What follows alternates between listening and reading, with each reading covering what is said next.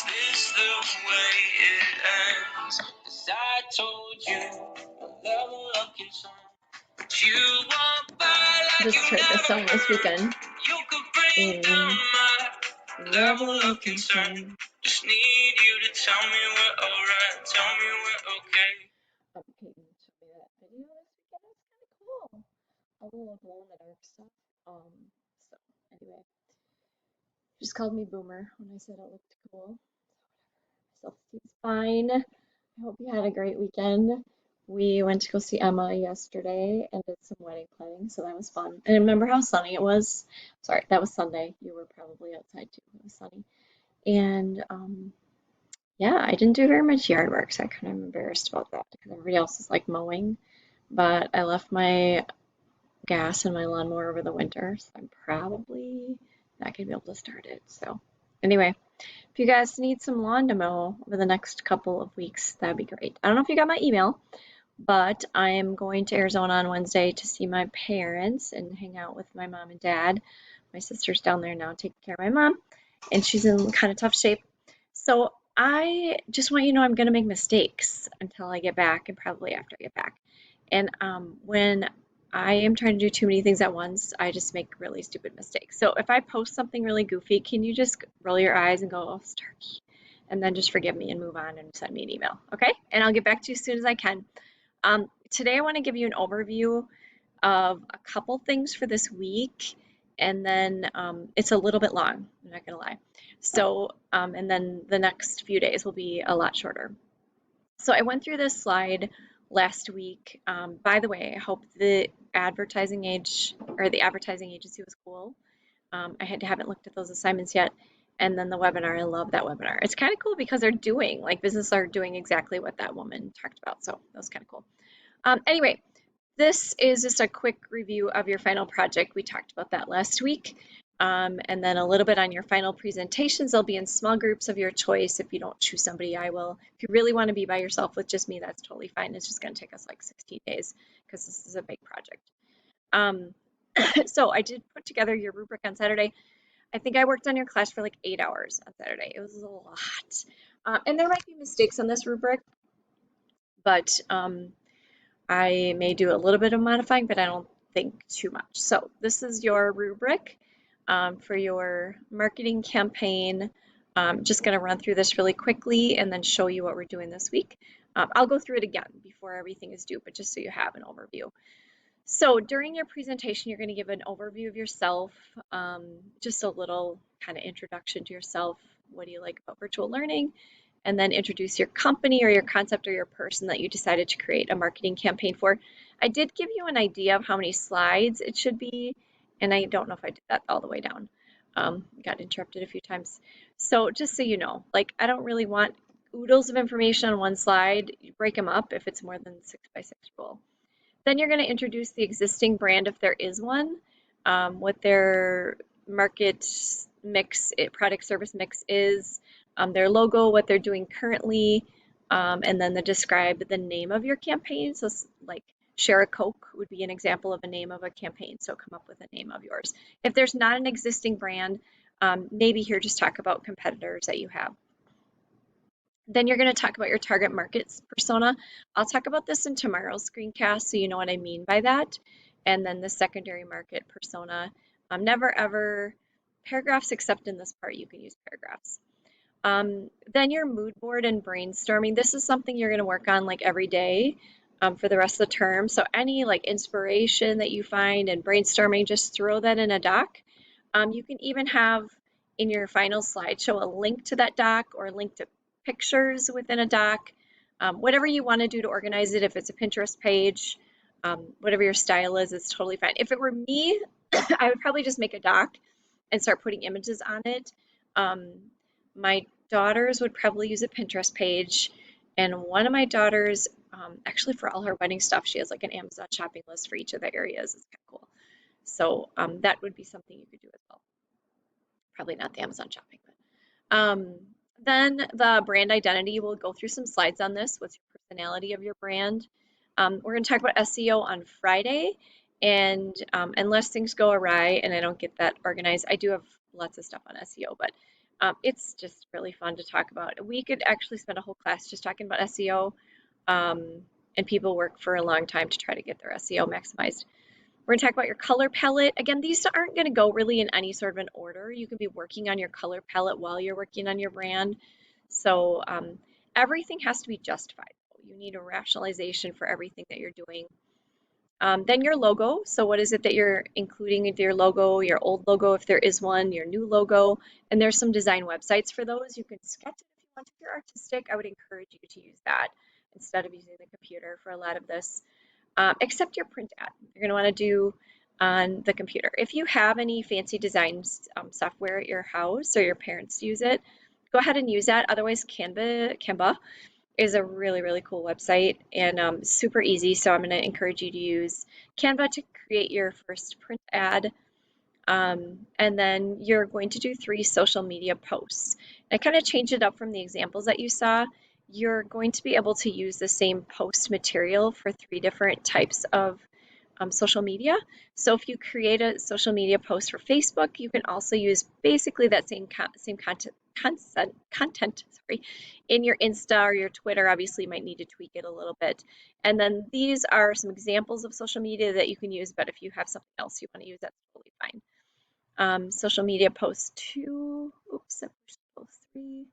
This should say post 2. Fix it right now. Alexa, stop. That's my reminder. Alexa, stop. I should have a quiz on this video and what happened in the middle at 6 minutes and 44 seconds. Okay, and then if you have a social media influencer that you're going to use in your social media, you can include that as well. You'll do a press release. That'll be like toward the end of May. And then throughout the term, we're going to use this thing called a terminology build. So I'm going to actually finish this rubric, then I'll go back to the slideshow and talk about the terminology build. You'll do a quick summary. I'll ask you some questions, a reflection about your biggest takeaway, and then just overall impression. So this is a summative worth 56 points, your biggest project. So that rubric can be found in the slides, and I'm just going to use your slides as kind of your working document, and hopefully you can find everything there. I'm trying to like cross-post everything so it's in the lesson plan, in the slideshow, in the worksheets, whatever you have, so that you can find it. Then what I decided to do, because I'm not with you, is to do a weekly check-in with you. So you're going to paste your slides, your docs, pictures of the work that you've done on the spreadsheet starting this week Friday, the next week Friday, the next week Friday, and then Thursday the 21st, and then your project is right after that weekend. I'll remind you in the lesson plan, but just make sure that it's view only. If you are really wanting to stay private with your work, you can let me know. That's totally fine. You don't have to paste it in here, but that's how you're getting points, pasting in here. So just email me if you need something different. So you'll paste your work just right after your name. Make sure that it's viewable, that I can see it. You can post your slideshow brainstorming photo of your work, and I'll remind you on those dates. So that is that. Okay, then we're going to be doing a terminology build starting today, and I assigned each of you a day. Some of you are in teams of 2 just because we ran out of days. So you'll be responsible for adding terminology from the lesson that we're doing to this terminology build. At the end of the term in your presentation, you'll need to use a bunch of these terms. I can't remember how many. So this is outline of the unit, and it really talks about who's doing what or what we're doing on each day. And then you'll see the day that you're assigned to do your terminology. So today, Tyler, Z, I started backwards, is doing the terminology, and I just put an example. So today we're going to be talking, today we're going to be talking about product mix, and then you're going to put the term that you wouldn't normally use. Like Tyler probably doesn't talk about product mix very much. So he'd write the word or the term and then a quick definition of it. And find your definition in the lab, the reading, the videos, whatever you have. And then Tyler needs to add 3 of his own terms. So at least 3. So if you have more than 3, just right click and click insert below, and you can have more rows added to the bottom. So Skylar, you are on Wednesday. Jackson, you're on Thursday. And then Friday we start teams of 2. And when you're in a team of 2, you need 6 terms at least. And Mitch and Jenna, this day is when we're talking about SEO, so there's just a million terms on this one. So you may need to add a lot of rows for this one.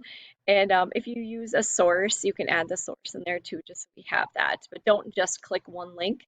I would like it so that we can use this doc at the end of the term for studying and using the terminology. So, and then you'll kind of see if you want to look ahead as to what day you have. If I were you, I'd put a reminder in your phone. It'll be on the lesson plan too, but just so that you remember when your terminology build is. So this goes all the way through May 20th, I think.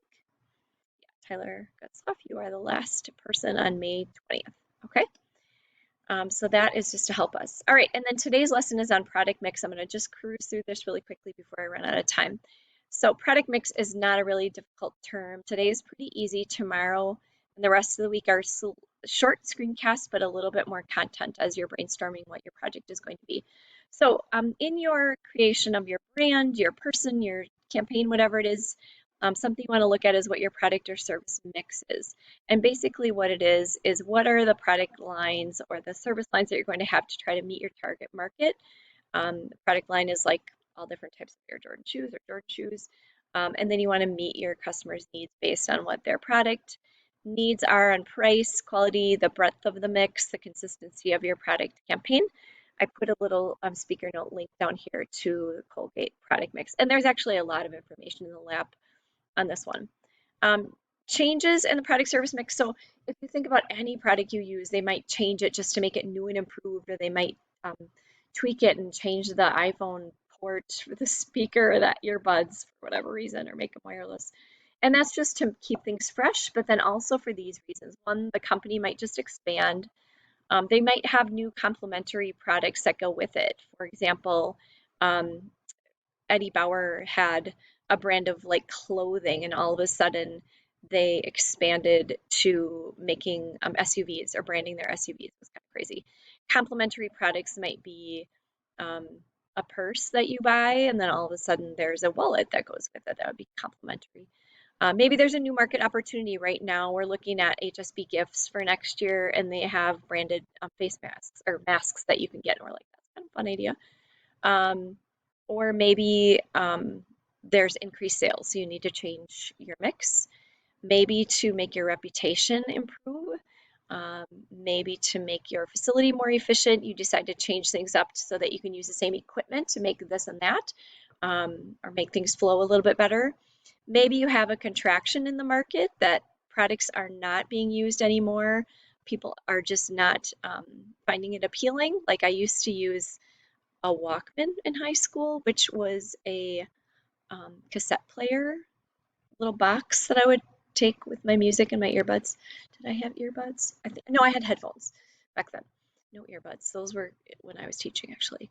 Or maybe something is no longer profitable because the source of it is not profitable, or maybe the material that it's made out of is really expensive now. Maybe it conflicts with another product. Maybe it's an ethical concern all of a sudden. Like people using products with animals became an ethical concern. Maybe 20 years ago, people started thinking about ethical treatment of animals. Maybe there's production problems. You can't get the products that you need or the resources you need, or maybe there's legal problems with it. This is an example of a product life cycle, and it's really kind of like the economy. There's a short video on it, and it's actually pretty good. I like the video because it has like all the stages of the product life cycle and what happens with each of them. So I'm not going to play it for you in the screencast, but what I like, I'm just going to show you a little part of it, that each of them has a little bit of information about what happens in each stage. So you can kind of think about a product you use right now and which stage it's in as well. Okay, that is all for today. I hope you have a wonderful day. Thanks for dealing with this long screencast, and I will see you soon.